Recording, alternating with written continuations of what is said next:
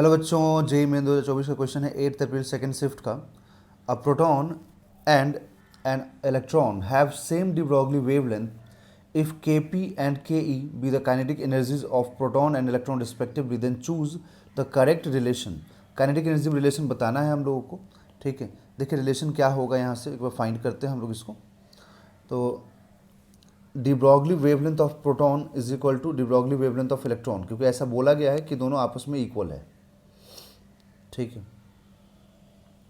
तो twice of mass of K P is equal to H upon twice of mass of K. ठीक है, और यहाँ पर ये प्रोटॉन का मास होगा और यहाँ पर ये इलेक्ट्रॉन का मास होगा। तो एच और टू तो सेम है, तो ये बोथ साइड से कैंसिल हो जाएगा। तो यहाँ पर 1 upon root over M P K P, 1 upon root over M E K E. ठीक है, अब बोथ साइड में यहाँ पर हम लोग स्क्वायरिंग कर देंगे। तो बोथ साइड में स्क्वायरिंग करते ही ये 1 upon M P into K P, 1 upon M E into K E आएगा। तो यहाँ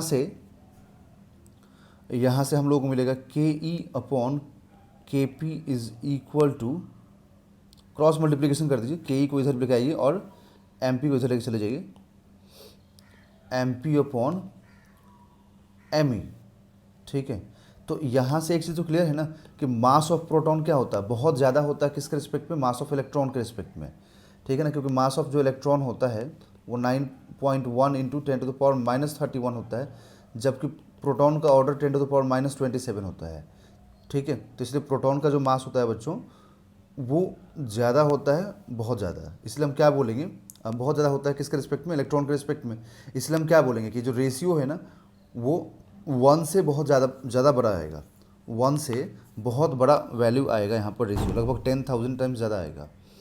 तो अब इसी तरीके से हम यहाँ से देख के क्या बोल सकते हैं कि इसका मतलब कि इलेक्ट्रॉन का जो काइनेटिक एनर्जी होगा वो प्रोटॉन से ज़्यादा हो जाएगा। ठीक है, much much greater than proton हो जाएगा, क्योंकि इसको उठा के आप इधर मल्टीप्लाई कर दीजिए, क्योंकि अगर ये ज़्यादा है, ठीक है, तो आप ये भी तो बोलेंगे ना कि इलेक्ट्रॉन और प्रोटॉन का जो काइनेटिक एनर्जी का रेशियो है वो भी ज़्यादा है। ठीक है, तो अब यहाँ पर ऐसा मच मच ग्रेटर देन वाला कोई ऑप्शन तो है नहीं, तो आप सिंपली बोलेंगे कि kinetic energy of electron will be greater than kinetic energy of proton, जिसका मास ज़्यादा उसका kinetic energy come.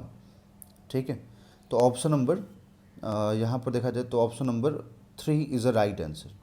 Option number 3 is a right answer, because electron का काइनेटिक एनर्जी ज़्यादा होगा प्रोटॉन से।